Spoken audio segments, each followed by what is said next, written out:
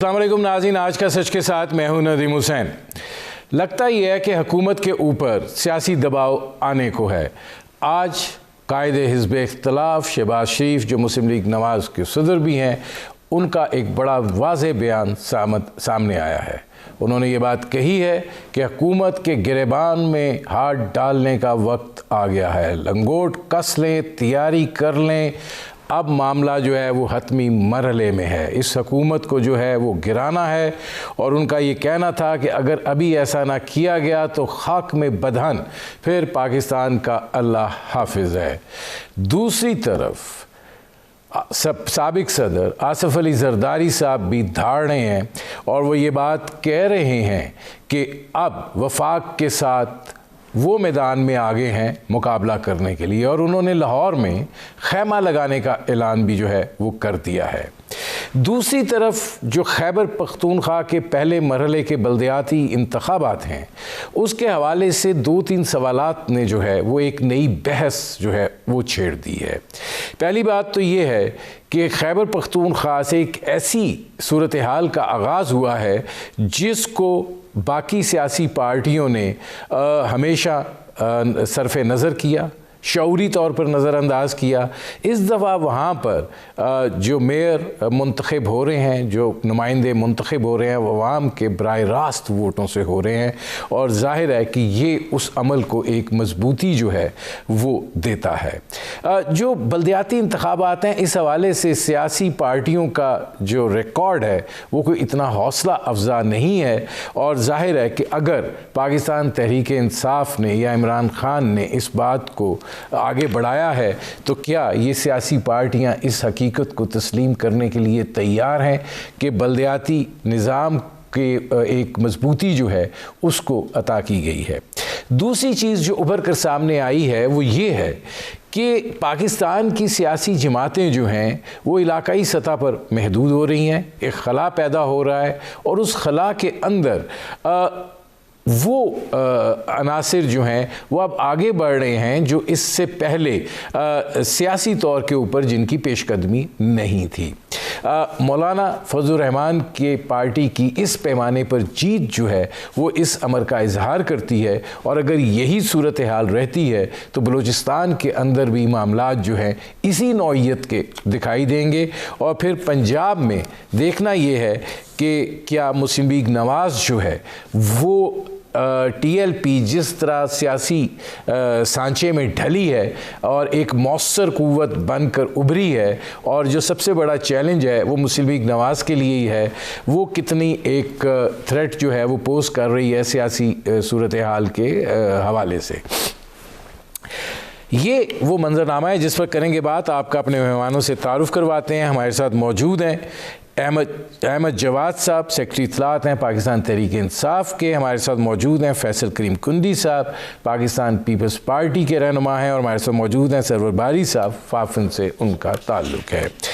फैसल करीम कुंडी साहब, ज़रा आपसे मैं इसलिए शुरू कर रहा हूँ कि काफ़ी देर के बाद साबिक सदर आसिफ अली जरदारी जो है वो बड़े वाज़ेह अंदाज में आज उन्होंने 2 बातें की हैं। एक तो ये कि मैं ख़ुद मैदान में आ चुका हूँ, मैं वफाक में जाके मुज़ाहिमत जो है वो करूँगा, और दूसरा ये कि लाहौर में खैमा लगाऊंगा। ये क्या बैक वक्त हुकूमत और मुस्लिम लीग नवाज़ दोनों से सियासी लड़ाई का इंदिया है? बिस्मिल्लाहिर्रहमानिर्रहीम। देखें, आपने अभी अपना इंट्रो दिया और प्रेसिडेंट जरदारी साहब के मुतल्लिक़ आपने जो बात की, बिल्कुल आज उन्होंने एक प्रोग्राम में या एक फंक्शन में जो है उन्होंने ये बात की थी। देखें, उसमें लड़ाई की कोई इसमें बात नहीं है, और खैमा लगाना का मतलब पॉलिटिकल ये है कि वो लाहौर में बैठेंगे। और आपको पता है कि पाकिस्तान की सियासत में पंजाब मैटर करता है। पंजाब मेन जो है वो मैदान जंग है, सियासी मैदान जंग है, क्योंकि 65% है वो पंजाब है। बाकी तो इसके मतलब साहब ने कहा कि वो खुद बैठेंगे लाहौर में और पॉलिटिक्स मतलब करेंगे, और जो हर किसी का जमहूरी हक है, PTI के लोग भी बैठ सकते हैं, नून के भी हैं, बाकी जमातें भी हैं, वो सबका हक बनता है कि वो लाहौर में बैठकर जो है वो पॉलिटिक्स करें। इस तरह पाकिस्तान पीपल्स पार्टी का भी हक बनता है कि वो पंजाब और लाहौर की पॉलिटिक्स करें और इस्लामाबाद। ये तो पॉलिटिकल चीजें हैं, और ये तो बिल्कुल एक यकीनी बात है कि हमें जिस वक्त भी मौका मिला जमहूरी तरीके से हुकूमत को टॉपल करने का, हम एक सेकंड भी ज़ाया नहीं करेंगे और जो है हम हुकूमत को टॉपल करेंगे। अच्छा, इसमें फैसल कुंडी साहब ये फरमाइएगा कि आप जो बात कर रहे हैं, जरदारी साहब भी बड़ी वाज़ेह बात कर रहे हैं, आज शहबाज शरीफ साहब ने भी रवायती मुफाहमती पॉलिसी से हटकर बड़ा स्टेटमेंट दिया है कि हुकूमत के गिरबान में हाथ डालने का वक्त आ गया है। तो क्या ये एक सियासी प्रेशर बढ़ने जा रहा है, और जो मार्च की बात हो रही है हुकूमत के हवाले से, आप लोगों को कोई उसमें दिखाई दे रहा है कि कुछ हो सकता है? देखें, शहबाज शरीफ साहब लीडर ऑफ द पोजीशन है, वो पंजाब में वो जो है PMLN के प्रेसिडेंट हैं, उनका भी हक बनता है कि हुकूमत के खिलाफ वो स्टेटमेंट दें। अहमद जवाद साहब, ये फरमाइएगा कि इससे पहले मैं बल्दियाती इंतखाबात की तरफ जाऊं, ये जो आपने आज दो स्टेटमेंट सुनी होंगी, और दोनों स्टेटमेंट्स जो हैं वो पहली दफ़ा बड़ी दो टोक हैं, हतमी हैं और बड़ी वाज़ेह हैं। इससे पहले बात होती रही है, मुबहिम अंदाज में होती रही है। आप क्या समझते हैं कि ये इस वजह से है कि अपोजिशन को ये एहसास हो रहा है कि पाकिस्तान तहरीक इंसाफ जो है वो सियासी तौर पर उसकी गिरफ्त जो है वो बहुत कमज़ोर हो गई है? देखें नदीम साहब, एक पॉइंट ऑफ व्यू से या एक एंगल से जो बात आप कह रही हैं वो कदरे सही भी हो सकती है कि बल्दियाती इलेक्शन के रिजल्ट्स आने के बाद ये दो स्टेटमेंट्स आई हैं, एक आसिफ अली जरदारी की और एक शहबाज शरीफ की। तो जाहिर है कि ये बल्दियाती इलेक्शन के रिजल्ट्स को देखते हुए जो भी उनको उनके मिजाज में थोड़ी सी तेजी जो आई है वो उस रिजल्ट के बाद है। लेकिन देखें, बात ये है कि जो कुछ भी होना है वो तो वोट की ताकत से ही होना है। अगर केपी में बल्दियाती इलेक्शन में पीटीआई को शिकस्त हुई है तो वो वोट की ताकत से हुई है ना, तो वो किसी मार्च से नहीं हुई, किसी धरने से नहीं हुई, किसी पीडीएम से नहीं हुई, किसी और एहतजाजी तहरीक से नहीं हुई। वो तो आप कह सकते हैं कि एक अवाम का फैसला था। और पीटीआई ने ये देखना है कि उसने शिकस्त के बाद क्या उसने सबक सीखने हैं, क्या लेसन सीखने हैं। लेकिन जहां तक इन दो पॉलिटिकल पार्टीज के लीडरशिप की स्टेटमेंट्स का ताल्लुक है, तो मैं तो इसको सियासी स्टेटमेंट से ज्यादा अहमियत नहीं दूंगा। और मैं पीपल्स पार्टी के हवाले से तो मैं ये कहूंगा कि जब हम फेडरल में बात कर रहे हैं हुकूमत बनाने की, तो पाकिस्तान पीपल्स पार्टी इस वक्त तक तो मुझे उसमें एक इररिलेवेंट पार्टी लगती है। और किस लिए मैं ये बात कह रहा हूं? इसलिए कह रहा हूं कि पाकिस्तान पीपल्स पार्टी का तो कोई नामो निशान हमें नजर नहीं आता पंजाब के अंदर, हमें कहीं नामो निशान नजर नहीं आता पीके के अंदर। पंजाब में आप लास्ट कंटोनमेंट बोर्ड के इलेक्शंस हों या फिर जिमनी इलेक्शंस हों, केपी में जो है अभी बल्दियाती इलेक्शंस हुए हैं, तो ये ताज़ा तरीन जो आपके पास रिपोर्ट्स हैं। हाँ, सिंध के अंदर जरूर मौजूद हैं वो एक सूबाई जमात के तौर पे, और वहां पे भी अगर दूसरे नंबर पे अगर आप देखें तो पाकिस्तान तहरीक इंसाफ है।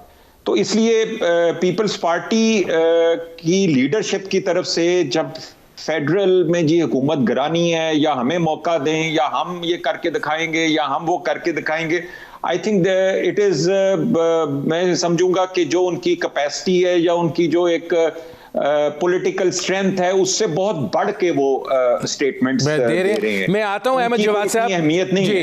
अहमद जवाद साहब मैं आता हूं। अब इसमें सरवर भाई साहब जरा मैं आपसे ये सवाल पूछना चाह रहा हूं और आप जरा इसको विद डाटा एक्सप्लेन कीजिएगा कि जो खैबर पख्तूनख्वा के बल्दियाती इलेक्शंस हैं उसके अंदर जो निचली सतह के ऊपर आ जाएं आप, फिर शहरी सतह के ऊपर, आपको लगता है कि सियासी जमातें जो हैं वो सुखड़ी हैं? और वहाँ पर अगर आप ये इजहार कर सकें कि कितने लोग जो हैं जो सियासी जमातों से वाबस्ता नहीं थे वो कामयाब हुए हैं, और जो सियासी वाबस्तगी वाले लोग हैं उनकी नौइयत क्या है, तो ज़रा आसान हो जाएगा समझने के लिए। देखिए जी, पहली बात तो ये है कि सिर्फ 40% के लगभग जो वोटर है उन्होंने अपना राय जो है वो उसका इजहार किया है, वोट का इस्तेमाल किया है। और अगर आप देखें जीतने वालों की हम लोग शरह निकाल रहे थे कि अगर टोटल वोटर्स जो हैं जो जीतने वाले उम्मीदवार हैं उनका वोट बैंक निकालें तो वो 17% भी है, 6% भी बहुत सारी जगहों पर है। यानी कि उस हलके में जो टोटल रजिस्टर्ड वोट है उनका 6%, एक मैं तहसील का नाम नहीं लेना चाह रहा हूँ, लेकिन बहुत सारी ऐसी तहसीलें हैं जहाँ पर जो चेयरमैन है या जो मेयर जो इलेक्ट हुए हैं उनके पास टोटल रजिस्टर्ड वोटरों का जो है वो 17%, 15% और 6% से लेकर ऊपर तक है। यानी कि कई जगहों पर 4-5 हज़ार वोट लेकर भी लोग जीत गए। अब ये जो 4-5 हज़ार वोट है 80-85 हज़ार में से, तो ये एक बहुत बड़ा क्राइसिस है। इस चीज का इजहार भी है कि सियासी जमातें जो जीत भी गई है, मैं जीतने वालों की बात कर रहा हूँ, चाहे वो JUI है या PTI है या ANP है, 3 बड़ी जमातें जो उभर के सामने आई हैं, उनकी उम्मीदवारों का भी को जो एक पॉपुलर बेस है वो बहुत सुकड़ कर छोटी होती जा रही है। तो उसका मतलब हालांकि बहुत सारे सीटें थी जिसमें खवातीन की नशिस्तें हैं, मखसूस नशिस्तें हैं, मजदूर और किसान की नशिस्तें हैं और वो बड़ी तादाद में है। और अफसोस की बात यह है कि तकरीबन 40% के लगभग जो खवातीन की नशिस्तें हैं वो किसी मुकाबले के बगैर पुर हो गई हैं। और अगर उनका हम रेशो निकालें तो वो 1 सीट पर 1 खातून इलेक्शन लड़ रही है। और इसी तरह मजदूर और किसान की नशिस्तें हैं, ट्रेड यूनियन वाले कहाँ हैं, पॉलिटिकल पार्टीज कहाँ हैं, और इसी तरह जो अक़लियती बरादरी हमारी है उनकी नशिस्तें बहुत सारी खाली रह गई हैं।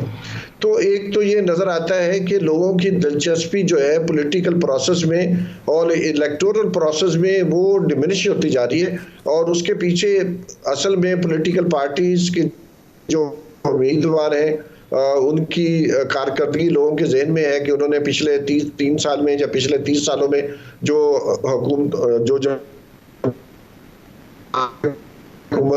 से लोग बहुत तंग आ चुके हैं और वो समझते हैं कि जो भी पार्टी आती है वो पिछली पार्टी। इसमें अहमद जवाद साहब ये फरमाइएगा कि ये लम्हा फ़िक्रिया जो है वो आपके लिए खैबर पख्तूनख्वा के हवाले से ज़्यादा होना चाहिए कि वो आप अपने आप उस कहते थे कि हमारा किला है। अब अगर उसके अंदर जो अदम एतमाद है लोगों का वो इतना हो गया है कि 40 से 6% तक वोट कास्ट हो रहे हैं, तो ये तो बजाय इसके कि इस चीज़ का लिया जाए कि हम जीत गए हैं, अगर आप देखें तो बुनियादी तौर पर निज़ाम हार रहा है, आप शायद वक्ती तौर पर कामयाबी हासिल कर रहे हैं। ये इस बात का भी इजहार है कि जो सिस्टम है, जो लोग हैं जो इस सिस्टम को चला रहे हैं, उसके ऊपर लोगों का अब एतमाद नहीं रह गया है। और अगर कोई 40% जहाँ पर हो रहा है वहाँ पे भी बरादरी की रकाबत है या कुछ और मसला है, इस वजह से वो मामलात उस नौइयत के हैं। लेकिन वो खामोश अक्सरियत जिसको के किरदार अदा करना चाहिए वो तो आप लोगों के साथ है ही नहीं। वो तो ये समझती है कि ये सारा कुछ जो है ये बेकार है, फिरोई है। देखें नदीम साहब, पहली बात तो ये है कि बल्दियाती इलेक्शंस के अंदर आपको ये तो पता है कि एक बहुत बड़ी तादाद जो है वो आज़ाद उम्मीदवारों की खड़ी होती है और उसकी वजह से जीतने वाले का जो कह लें कि परसेंटेज ऑफ वोट्स हैं वो जाहिर है कि थोड़े कम हो जाते हैं। और 6% जो है वो तो बिल्कुल लोएस्ट किसी तहसील में होगा। लेकिन जैसे सरवर बारी साहब बता भी रहे थे कि वो 17% भी है, 20% भी है। तो अगर आप देखें ये जो ज़िमनी इलेक्शंस हैं वहाँ पे भी आपको लो टर्नआउट नज़र आता है। एक तो ये है कि थोड़ा सा जोशो जज्बा जो है जो कि एक जनरल इलेक्शंस का होता है वो हमें ज़िमनी इलेक्शन में भी देखने को नहीं मिलता। और बल्दियाती इलेक्शन में जैसे कि सरवर बारी साहब ने स्टेटिस्टिक्स पेश किए हैं तो वो नज़र आता है कि वहाँ पे भी इसकी कुछ कमी है। ये तो एक कौमी मसला है हमारा कि पॉलिटिकल पार्टीज को सबको मिलकर सोचना होगा कि अवाम जो है वो वोट देने से अब क्यों घबरा रहे हैं, क्यों उनकी एक बड़ी तादाद जो है। और वैसे हमें यह भी ज़हन में रखना चाहिए कि पाकिस्तान में वोट देने की शरह जो है, इवन अगर आप जनरल इलेक्शन की भी देखते हैं तो वो कोई इतनी काबिले जिसे कहना चाहिए सताइश नहीं है। अगर हम लेकिन इसमें एक और सवाल भी है ना अहमद जवाद साहब, सवाल ये है कि आप ये नहीं समझते कि पाकिस्तान तहरीक इंसाफ जो है उसने जो 3 साल का ये इक़्तिदार का सफ़र काटा है उसमें वो बहसियत एक पॉलिटिकल पार्टी जो है ये बल्दियाती इंतखाबात इस बात का इजहार कर रहे हैं, ये ज़िमनी इंतखाब इजहार कर रहे हैं कि वो मर्ज नहीं हुई है, बल्कि एक बेहंगम हजूम है कि जिसके अंदर बहुत सारी पॉकेट्स हैं और वो पॉकेट्स जो हैं वो compete कर रही हैं, और जो एक सियासी जमात का जो एक होता है अम्ब्रेला वो पीटीआई में नहीं है। देखिए नदीम साहब, ये जो आप बात कह रहे हैं, अब हम आ गए हैं बेसिकली वजूहात के ऊपर कि पीटीआई ने ये जो 3 साल के बाद, या कि अगर आप इसको और ज़्यादा बयान करना चाहें कि 8 साल तकरीबन पीटीआई के बन जाते हैं लगातार, जो है एक तसलसल के साथ जो है तकरीबन 8 साल 8.25 साल तकरीबन बन जाते हैं। और किसी भी पॉलिटिकल पार्टी के लिए 8 साल का अरसा जो है वो काफ़ी होता है कि आप एक सूबे के अंदर कुछ तब्दीलियां लाना चाहते हैं, रिफॉर्म्स लाना चाहते हैं, अवाम की फलाह बहबूद के लिए काम करना चाहते हैं, और अवाम का एतमाद जीतना चाहते हैं, अवाम को आप सियासी जो एक पार्टिसिपेशन होती है, शिरकत होती है, उसके लिए आप उनको इन्वॉल्व कर सकते हैं। मैं ये समझता हूँ कि ये जो 2018 का इलेक्शन था वो हमने जो 5 साल में जो हमने अपनी परफॉर्मेंस दी थी उसके नतीजे में अवाम ने हमें उससे भी ज़्यादा अक्सरियत दी, और जो कि अनप्रेसिडेंटेड था कि केपी की तारीख में दूसरी दफ़ा नहीं किसी पॉलिटिकल पार्टी को मौका दिया जाता था, तो पीटीआई को दिया गया। तो ये तो बड़ी एक ज़बरदस्त बात थी 2018 के इलेक्शंस में। लेकिन अब जो बल्दियाती इलेक्शंस का रिजल्ट सामने आता है तो ये यकीनन हमारे लिए सोच और विचार का वक्त है, और जैसे कि प्राइम मिनिस्टर इमरान खान ने भी बड़े वाज़ेह अल्फाज में कहा है कि जो गलतियां हमने की उन and we have paid for that.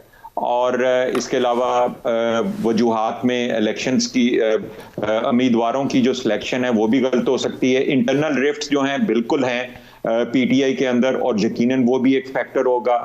लेकिन फिर अगर आप देखें हमारी एक काफ़ी लीडरशिप ने, ख़ासतौर पे केपी की लीडरशिप ने महंगाई को भी कहा कि वो भी एक फैक्टर है जिसकी वजह से हमें यहाँ पे शिकस्त हुई। मैं आता हूँ अहमद जवाद साहब जी, मैं अहमद जवाद साहब आता हूँ। अब इसमें सरवर बारी साहब ये फरमाइएगा कि आपको क्या लग रहा है कि जिस तरीके से केपीके में एक बल्दियाती निज़ाम है, सिंध का अपना आ रहा है, पंजाब का अपना आ रहा है, बलूचिस्तान की एक और सिचुएशन है, ये क्या रिफ्लेक्ट कर रहा है कि हम ये लोगों को ज़्यादा डिसइल्यूजन नहीं करेगा कि ये क्या सिस्टम है जिसमें हम हिस्सा ले रहे हैं? देखिए, ये मुझे याद है 2001 में और 2005 में जब बल्दियाती इंतखाबात या लोकल गवर्नमेंट इंतखाबात हुए थे तो जो टर्न आउट था वो 50+ से ऊपर था, 56% भी हो गया था। 2015 में जो खैबर पख्तूनख्वा में इंतखाबात हुए उसमें भी टर्न आउट बहुत अच्छा था। लेकिन मामला ये है कि इलेक्शन तो होने चाहिए थे अगस्त 2019 में खैबर पख्तूनख्वा में, वो इलेक्शन करवाए नहीं गए वक्त पर, और उसकी वजह से नाराज़गी का जो मामला है, महंगाई है, गलत उम्मीदवारों का चुनाव है, ये सारी चीज़ों की बिना पर वो जो एक जो मजमूई असर पड़ा है लोगों की बिहेवियर पर, वोटिंग बिहेवियर पर, उसका नतीजा है कि आज पीटीआई को जो है शिकस्त का सामना करना पड़ा है। और ये अच्छी बात है कि पार्टी जो है इन तमाम फैक्टर्स को पब्लिकली एक्नॉलेज कर रही है, ये एक खुश आइन बात है कि वो। लेकिन एक बात जो बहुत ज़रूरी है कि आखिर पिछले 50 सालों से जमातें जो हैं, जो सियासी जमातें हैं, जो अपने आप को लिबरल, प्रोग्रेसिव और गैर मजहबी जमातें हैं, जैसे पीटीआई है, पीएमएलएन है, एएनपी है, जो अपने आप को कहती है हम प्रोग्रेसिव पार्टी हैं, अपने पार्टी चैप्टर्स आखिर निचली सतह पर, ग्रास रूट्स लेवल पर अपने जमातों के चैप्टर्स बनाने से क्यों हिचकिचा रहे हैं? क्योंकि वो जब तक इसमें सरवर बारी साहब एक और सवाल पैदा होता है कि आप ये जो चैप्टर्स की निचली सतह पर बात कर रहे हैं, क्या ये सियासी जमातों की ये नाकामी जो है वो ये वजह बन रही है कि जो मजहबी जमातें हैं वो उस खला को पुर करके अब वो ऊपर आ रही हैं और वो फिर ये जो सियासी जमातें हैं इनको टेक ऑन करेंगी? देखिए, ये मैं जो बात कर रहा हूँ ये बहुत ज़रूरी है इसको समझा जाए कि बुनियादी तौर पर जो मजहबी जमातें हैं उनके पास तो ख़ास तौर पर JUIF की जो है इसमें खैबर पख्तूनख्वा के अंदर हर मोहल्ले हर गांव में उनकी मस्जिद है, वहाँ इमाम है, ख़तीब है, वहाँ नमाजी आते हैं, उनका एक रिश्ता है, एक ऑर्गेनिक रिश्ता है पब्लिक के साथ। वहाँ पर जो इमाम है वो एक ग्रास रूट लेवल का बंदा है, उसके साथ आम आदमी रिलेट कर सकते हैं। लेकिन सियासी जमातों की क़यादत निचली सतह पर ना पार्टी चैप्टर्स हैं, ना वहाँ इंतखाबात होते हैं, और ना ही वहाँ पर कोई ऐसा उनके पास लीडर होता है जो लोगों को मोबिलाइज कर सके। मजहबी जमातों के पास तो हमने किया था NA 120 में कोई 200 के करीब लगभग TLP की अपनी मसाजिद हैं, और हर मस्जिद की एक जो है वो मैनेजमेंट कमेटी है, और उस कमेटी में 15 से 20 लोग हैं, और वहाँ पर नमाजी भी हैं। तो उनका तो एक बना बनाया वोट बैंक है, और उसको बाकी लोगों को मोबिलाइज करते हैं वो लोग लोकल सतह पर। लेकिन हैरानगी की बात है कि सियासी जमातें जो दूसरी हैं, जो मजहबी जमातें नहीं हैं, सेकुलर जमातें हैं या डेमोक्रेटिक जमातें हैं, जो भी उनको आप नाम दे दें, गैर मजहबी जमातें, वो अपनी पार्टी के चैप्टर्स बनाने से आखिर क्यों वो गुरेज़ा है। मैं इस तरफ आता हूँ। अहमद जवाद साहब, ये फरमाइएगा कि जाहिर है ये बल्दियाती इंतखाबात जो हैं इसकी बेस के ऊपर एक लहर फिर चलती है, और ज़ाहिर है एक ट्रेंड जो है वो सेट होता है।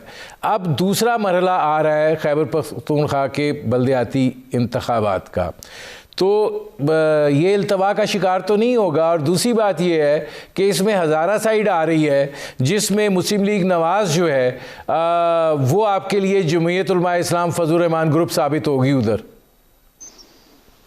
देखिए नदीम साहब, it's a very interesting situation, और हमारे लिए एक बड़ा चैलेंज है, एक हमारे लिए टेस्ट है।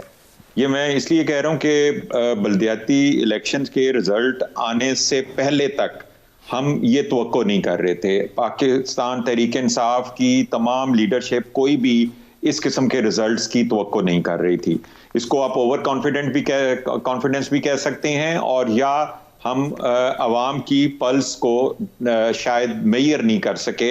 हमारे MNA हजरात जो KP से थे, हमारे MP हजरात जो KP से थे, शायद वो अपने नहीं। अहमद जवाद साहब, आप ये नहीं समझते कि आपकी KP की क़यादत ही नहीं, बल्कि अगर आप PTI का बहसीयत मजमूई जायज़ा लें तो ये इसके अंदर मफादात के बेशुमार जो हैं वो किले हैं जो आपस में ही लड़ रहे हैं, और ये बड़ा वाज़े तौर पर दिखाई दिया है KPK के अंदर। जब आप कहते हैं कि जी असद कैसर साहब ज़िम्मेदार हैं, जब आप कहते हैं कि जी 4 वज़रा ज़िम्मेदार हैं, MP ज़िम्मेदार हैं, तो जो वज़ीर आला है महमूद खान साहब, उनका कोई कसूर नहीं है। चीफ एग्जीक्यूटिव तो वो है, उसने क्या डिलीवर किया? मैं उसी तरफ मैं उसी तरफ आ रहा था। मैं सबका बारी बारी में जो किरदार था उसको मैं जरा एक्सप्लेन कर रहा था।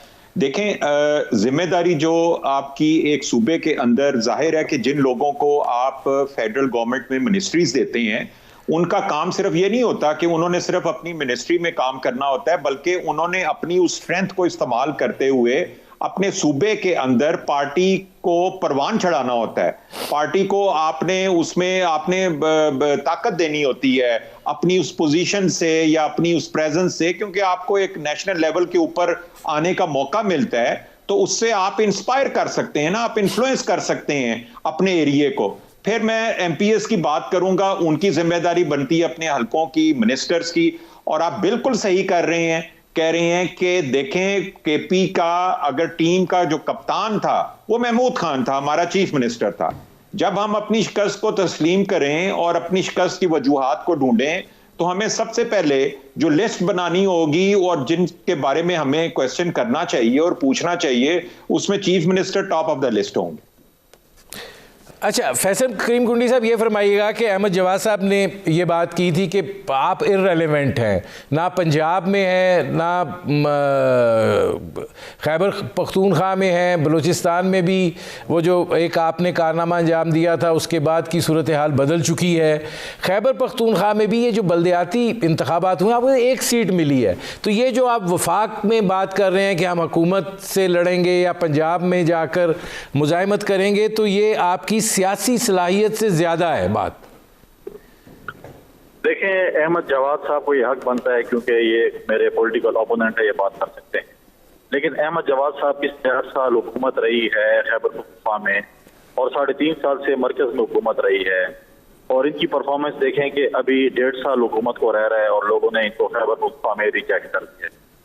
अहमद जवाद साहब, मैं ये कहता हूँ कि बिल्कुल पाकिस्तान पीपल्स पार्टी को और मेहनत करने की जरूरत होगी। हमने पहले से बेहतर किए, हमारे लोगों ने, कैंडिडेट्स ने पहले से बेहतर वोट लिए हैं। इनकी तो कौमी असम्बली सूबाई असम्बली स्पीकर और फिर तमाम वफाक की वजारत जो एक नस्ल की है, वो एजाज भी मेरे हक के डेर इस्माइल खान वासिल है। यहाँ पर इनका एक वफाकी वजीर है कश्मीर तालीम साहब का वफाक था, वहाँ पर पाकिस्तान पीपल्स पार्टी कैंडिडेट ने इनके वफाकी वजीर की लीड से हराया, और उसी इलेक्शन के दौरान वफाकी वजीर ने अपने दूसरे भाई को बल्दियात का मिनिस्टर बना दिया था। और जिस तरीके से लोगों को धमकियां दे रहे थे वो भी आपके सामने है कि वो टीवी पे भी आया था कि मैं ये कर दूंगा, और जिस तरीके से इलेक्शन कमीशन की उसकी खिलाफ वर्जियां भी कर रहे थे वो अपनी जगह पे है, लेकिन उसके बावजूद भी इतने बड़े मार्जिन से हराया। और फिर अब देखिए अपोजिशन की जमातें आ रही हैं, ये कह रहे हैं कि जी पीपल्स पार्टी का वो नहीं है, ठीक है, पीपल्स पार्टी को मेहनत करनी पड़ेगी। पीपल्स पार्टी ने हमेशा अलायंस की हुकूमत की है, हमने अलायंस की सियासत की है, हम इंशाल्लाह आगे भी हम बेहतरी की तरफ जा रहे हैं, लेकिन इनका बिस्तरा गोल हो चुका है। सबसे बेहतरीन बात यह है कि कल इमरान खान साहब ने जो बल्दियाती इलेक्शन है उसका नोटिस ले लिया है, और इंशाल्लाह जब भी जिस चीज का भी वो नोटिस लेते हैं उस चीज को इंशाल्लाह वो तबाह बर्बाद करके रखते हैं। नहीं तो फैसल साहब, एक बात का जवाब दीजिए कि जाहिर है कि पिछले बरस भी हुकूमत जाने की तारीखें थी, अब जरदारी साहब कह रहे हैं मैं खुद मैदान में आ रहा हूँ। चाहे मुस्लिम लीग नवाज़ हो या पीडीएम का प्लेटफॉर्म हो या पाकिस्तान पीपल्स पार्टी पीडीएम के प्लेटफॉर्म से या उसके अलहदगी के बाद अपने ओन के ऊपर, अभी तक हुकूमत के लिए आप कोई मुज़ाहमती तहरीक जो है उसको मोबिलाइज़ नहीं कर पाए, इसके बावजूद कि महंगाई की जो शिद्दत है उससे लोग बिलबिला रहे हैं। देखिए, बिल्कुल आपकी बात ठीक है कि अपोजिशन इस वक्त रोडों पे और पार्लियामेंट के बाहर यकजा नहीं है, लेकिन पार्लियामेंट के अंदर यकजा है। और हमने हमेशा अपोजिशन से ये कहा कि आए हम अदम एतमाद की तहरीक देखें इस हुकूमत के खिलाफ, एक जमहूरी तरीके से हम इस हुकूमत को खत्म करें, और वो खत्म हो सकती है।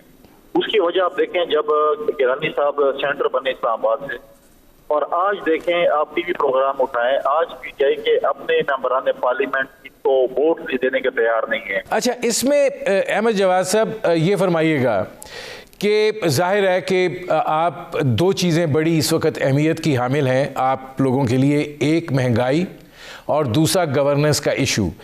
पर पाकिस्तान तहरीके इंसाफ की हुकूमत जो है वो ऐसे लगता है कि उनकी ओरिएंटेशन नहीं है इश्यूज़ के साथ, और फिर उनके हल के हवाले से उनके पास कोई रोड मैप नहीं है, और वो जो तवक्कुआत का हमालिया खड़ा किया था आने से पहले, दिखाई ये दे रहा है कि उसके बोझ तले खुद ही दब रहे हैं, खुद ही गिर रहे हैं, खुद ही बिखर रहे हैं।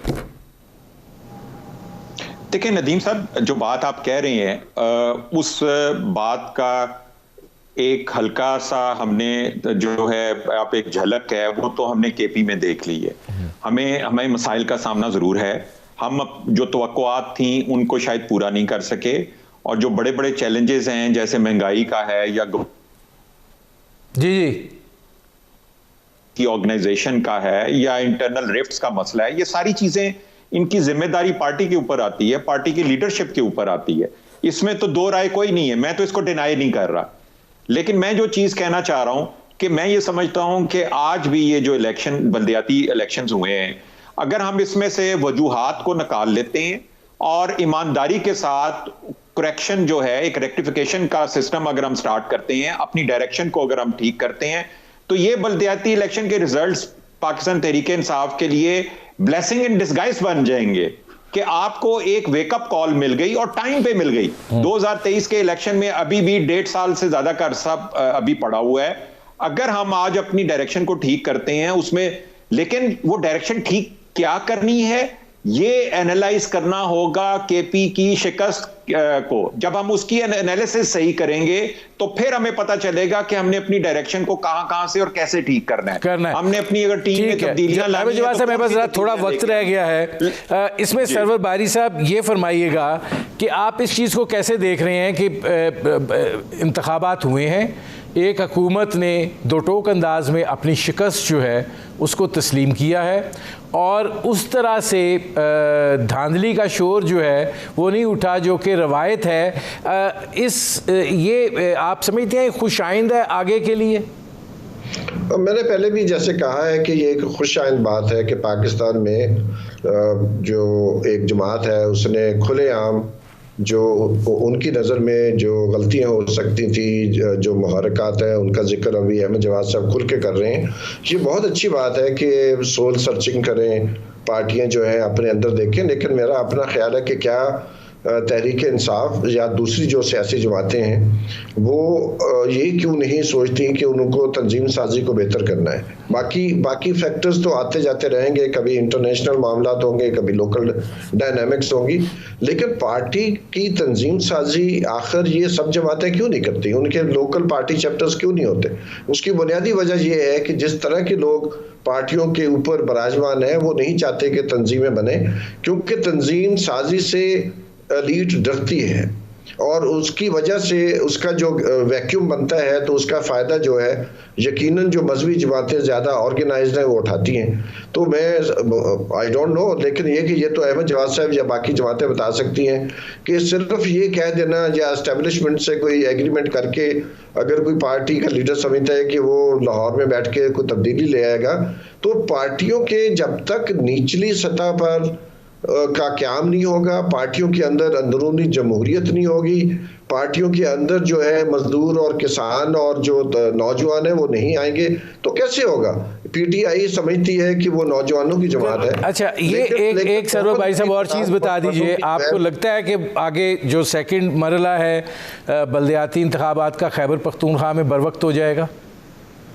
मेरा ख्याल है कि टाइम इलेक्शन तो वक्त पर लाजमी होंगे दूसरे फेज़ के, क्योंकि वो ईसीपी ने करवाने हैं और वो मुझे यकीन है पूरा ईसीपी के ऊपर कि वो बर वक्त करवाएंगे। लेकिन मुझे इस चीज़ पे शक है कि एक माह से भी कम जो है दिन रह गए हैं कि पीटीआई जो है इतनी बड़े बड़े 4 मसले हैं उनको इस वक्त जिनका अहमद जवाद साहब ने जिक्र किया है वो उनको रेक्टिफाई कर सकेंगे या नहीं कर सकेंगे। तो एक रिपीट जो है वो होती हुई नज़र आ रही है फेज़ 2 में पीटीआई के लिए, क्योंकि हज़ारा डिवीज़न होगा और बहुत सारी ऐसे चित्राल है उसमें इलेक्शन होने हैं।